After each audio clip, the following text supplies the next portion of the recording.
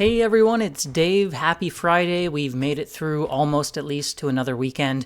And today I just wanted to talk to you about the SDA program, Rocket Lab's big new contract they received, and why this could just be the tip of the iceberg and there could be a lot of future work coming for Rocket Lab and the entire space industry, and why this is really a good thing for everyone who builds out satellites and participates in the industry.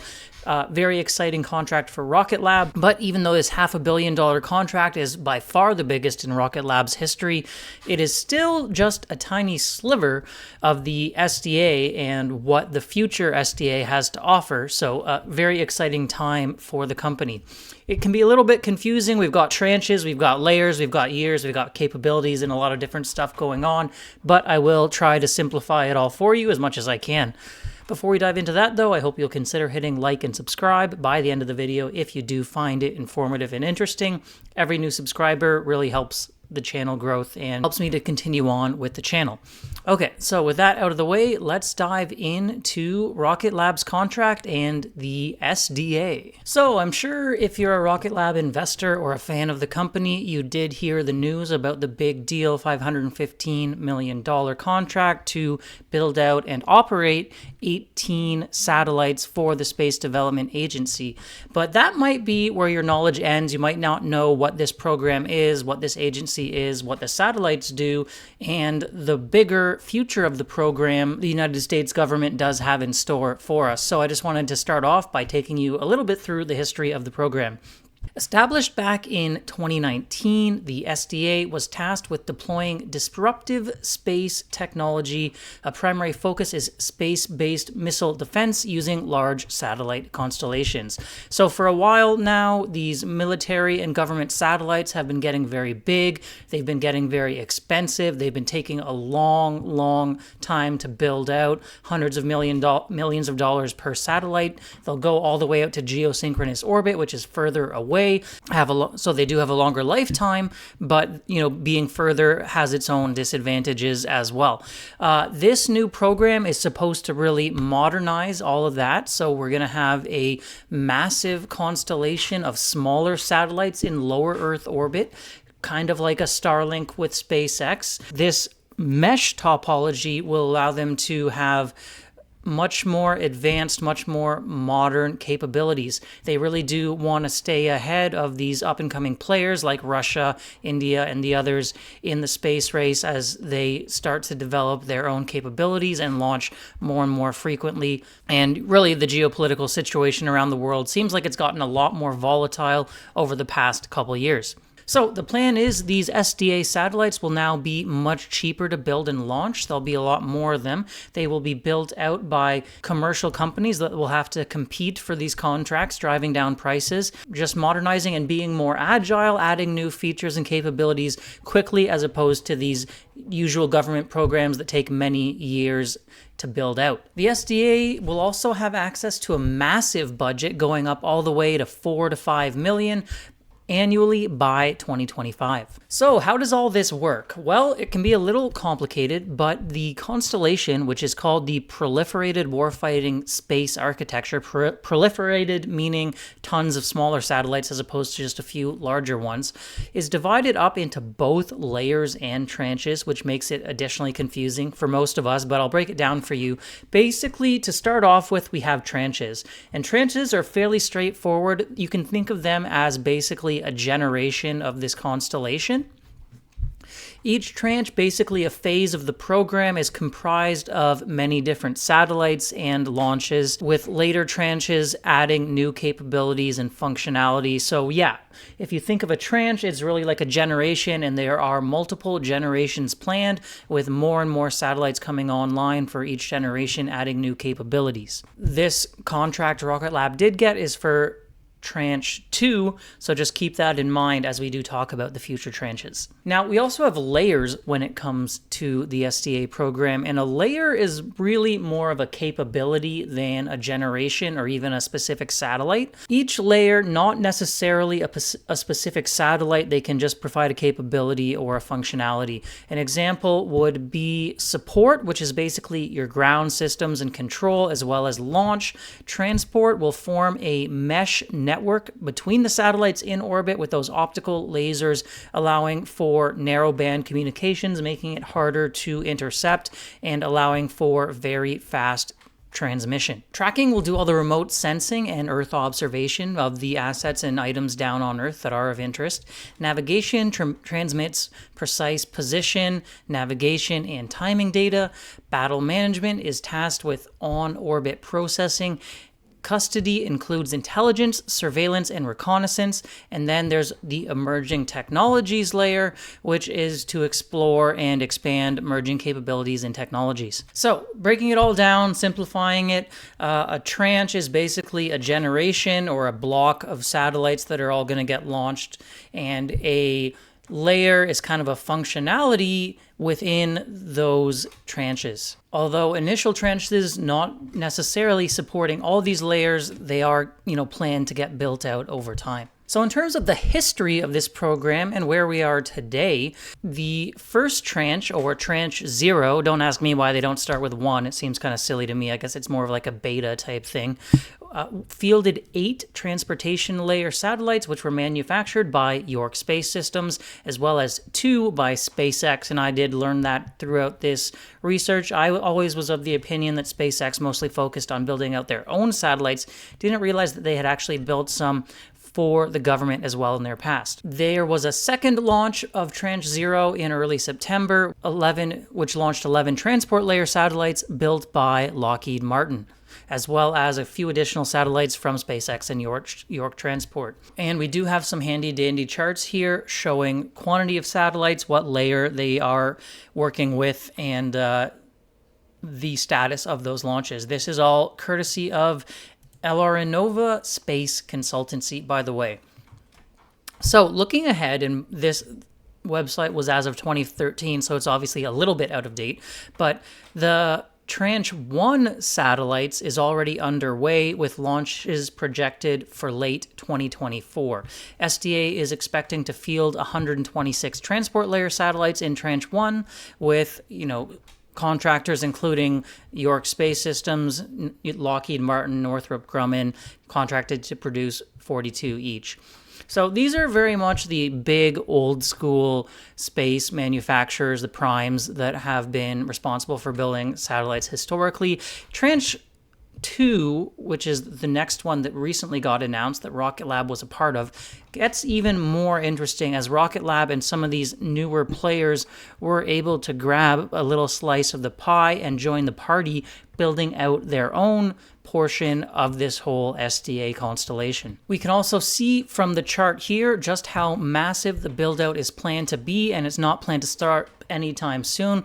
We're looking at having to replenish these satellites every 3 years, new contracts coming out like every 2 years, and just massive growth, especially for the transport layer satellites, going up to 400 plus in orbit at one time, whereas tracking a little bit lower, more like under 100, but still a large number of satellites. Now, diving into Layer 2 in a little more detail, that's the one where we had all these recent announcements of contract awards, and Rocket Lab did take part in it.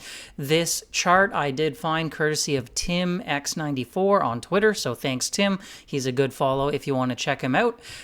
Tranche 2 here, number of satellites, we can see initial announcements. Now, this chart was made a little bit before some of the more recent announcements, including Rocket Lab, but we did have, Northrop Grumman, Lockheed Martin, TBA, 96 satellites, 100 as well for Transport Alpha. Then we have Transport Gamma, tracking and demonstration and experimentation systems. Basically just pointing out like how large this tranche is and how big it's growing off of the back of Tranche 1. Each future tranche getting much larger than the previous one, and we're only on Tranche 2 here with several more to go. So I think there's a lot more room for Rocket Lab to expand. And you know what? Even if Rocket Lab doesn't get some of these prime contracts, they can still supply components for some of these other companies. So I think this whole program, really good for Rocket Lab, really good for the entire space industry. You look at a constellation like a Starlink from SpaceX, very much a closed garden where SpaceX does everything themselves. And in this program with the government, everyone can participate one way or another, and it all really flows down and helps out the entire industry. Now, Space Case Taylor here, he runs a newsletter as well as a interesting Twitter account. He's also worth a follow. Did make a chart for us showing number of satellites per tranches as well as contract values. Very interesting to see. Tranche 2, we have 190 transport layer satellites as well as 54 tracking layer, making 244 satellites, much more than Tranche 1 with 183 satellites. In terms of average dollars per satellite, you can see that the tracking layer satellites are actually much more expensive than transport layer. Rocket Lab will be making transport layer satellites and getting quite a good contract on those 18 sats as well. Tracking layer coming in more like $46 million each, but nonetheless much less than the hundreds of millions of dollars each satellite used to cost back in the day. And as Space Case says, it's hard to understate how large of an opportunity this is for the entire space industry's manufacturing base, Rocket Lab Space Systems very much included. In terms of value of contracts given out, this is a chart from CNBC with the source of the Space Development Agency. We're looking at Northrop Grumman and Lockheed Martin getting the two largest amounts of value with $2.8 billion and $2.6 billion respectively. Then we have L3 Harris, York Space, kind of the old school big guys you would expect, but then things start to get a little bit interesting. We've got Sierra Space, $740 million. Rocket Lab, also a new player, $515 million. And by the way, Sierra Space, I mentioned in a previous video, thinking about going public soon, and this income from building out satellites, I'm sure would be a massive part of their valuation. So it's nice to see some of these new players get involved and get prime contracts as well. SpaceX getting less interested, from my understanding, in building out some of these satellites, more looking towards their own Starshield program and things like that, but they are in there as well with about $150 million. So total value already divvied up, $10 billion. Tons of money here. Not chump change, a very big deal. And I think just showing how much Northrop and Lockheed are making goes to show how much room there is for expansion for Rocket Lab as these tranches get bigger. And if Rocket Lab can climb this ladder a little bit even, or even just maintain the percentage of the value they are achieving and attaining in these deals, they could get a lot more money in the future. So it's great to see they have those relationships with the SDA. They did bring, I believe it was a former general on the board of directors. I'm sure that doesn't hurt as well. And yeah, when it comes to space, I know a lot of people don't like working with the military, and it kind of leaves a bad taste in their mouth, and their anti-violence and all the rest. But unfortunately, if that's you, this is just where a lot of the money lies in the industry, and it still does. And to be frank, I don't think the U.S. should be letting their foot off the gas when you see so many launches coming from the likes of China. You see Russia attempting to test anti-satellite missiles, blowing up satellites in orbit and stuff like that. I think with the world the way it is, yeah, you definitely want to keep investing, and the U.S. certainly seems to be doing so. Now, let's talk a little bit about launch, because when this was announced, I saw a lot of people just saying, oh, this is great, you know, Rocket Lab's building these satellites, so it would make sense for Neutron to launch them. Hopefully they'll just already have that relationship with the SDA. They can pitch Neutron to launch these satellites. The SDA can agree, and we'll get a big new contract. Unfortunately, things are not that simple. So if you remember this NSSL program, National Security Space Launch, that I've been talking about and beating the drum on for ages now about it being extremely important to the future of launch and the future of Neutron, these upcoming SDA launches will fall under that program. You know, it's kind of interesting drama that I think has happened in the background. SDA originally wanted to just contract out their own launches and decide who launches their own satellites without being a part of the NSSL program.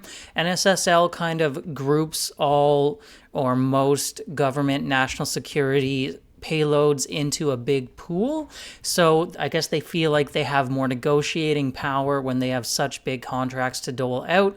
And they also can say, well, you want to launch for us, you have to build out a rocket that can hit these orbits, hit these capabilities, because let's say you have one satellite that's really hard to launch to a proper location where it has to get to in terms of how heavy it is, how far it has to go, all that.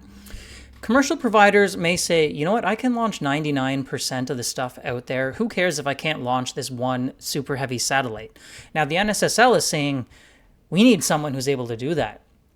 And if we're only offering this one contract, like nobody's going to build out an entire rocket and make sure it has those capabilities just for these few contracts with those difficult requirements. So they say you want into this massive pie we're building, you're going to have to hit these stringent requirements, even if some of those satellites on the inside of that pie really don't need that difficult of a requirement. So it's a way of kind of pushing the industry to get the performance they want for their higher difficulty missions. Anyway, NSSL, obviously a very massive program. There was some negotiation with the SDA and they did get some better terms. They're now in there with a lot of these other launches.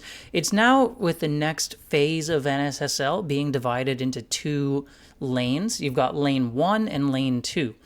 Now, lane 2 is kind of like the whole program how it used to be, in that you have those extremely difficult orbits, extremely high performance you have to hit to get into that lane and be allowed to bid on any payloads within that lane. Neutron will not be qualifying for that, at least initially, until they get some upgrades. Lane 1, though, much lower requirements. Neutron will be able to get into that lane. So if SDA is launching in lane 1, I don't have all the details on that, but I have every reason to expect that they could, and lane 1 does have a ton of value. Neutron will have to get onboarded into lane 1, be accepted as a provider in this lane, and then from there they'll be allowed to bid on launches. Now, they'll also have to bid against other launchers that are accepted into this program and this lane. A lot of the names we know and love are expected to bid on these. We've got, in terms of already qualified for lane 2, Vulcan, Falcon 9, and New Glenn from Blue Origin. So they can also bid on the lower performance lane 1, as well as we're talking Firefly's MLV, we're talking Relativity's Terran R when it comes online, and basically any other new rocket of sufficient size, which isn't, that stringent in lane 1, they'll be bidding against them. So unfortunately, it's not that simple. It'll be pretty challenging for Rocket Lab to go up against all these competitors, and you can't just say, well, they've already got that relationship, they're already building the satellites, so surely the SDA will just realize it makes sense for Neutron to launch. There's a lot more hurdles to go through before they can get those launches. Not to say it's impossible in the future, but again, there are those hurdles. Just to show, this is a list of NSSL missions from Wikipedia, when they were announced and when they're scheduled to launch. Mostly these are from the previous phase. I know it's, we've got phases, we've got lanes, we've got tranches, we've got layers. Can be very confusing, but previous phase of NSSL, we do see all these SDA satellites in here just to show that they are part of the program. And right now, basically, you only have Falcon 9 and Vulcan Centaur with the bulk of those payloads. Again, in the new phase, that should hopefully open up 2 more launchers. But back to the bottom line, what I just really wanted to demonstrate and show is the amount of growth that is available to Rocket Lab and a lot of the rest of the industry here. If Rocket Lab can expand their piece of the pie for future tranches, we're talking tranche 3, tranche 4, probably beyond that. They're not going to stop anytime soon. These satellites need to be replenished every 3 years. New contracts are divvied out regularly. The launches, once Rocket Lab's Neutron gets in that NSSL system, should hopefully they can go after some of that pie as well, and the growth will only continue. This is one of the biggest customers for Rocket Lab, both on the space system side and I hope on the launch side. So very exciting stuff. I hope this gives you a greater understanding of what this SDA does, basically modernizing the whole US space infrastructure in a more nimble, agile, advanced, proliferated way, as opposed to these old, bespoke, massive, large satellites that would take forever to launch. And then, of course, if you spend 10 years building out a satellite, you don't want to have to replace it every 3 years, but then it gets out of date. So I hope you guys found this video interesting, a quick dive into the SDA, into Rocket Lab's contract, and the potential room for growth in the future. If you did find this informative, please consider hitting that subscribe button. It really helps out a lot. And for those of you who are already subscribed, thank you for that. And I hope you guys all have a great weekend regardless. I'll see you in the next video. Bye for now.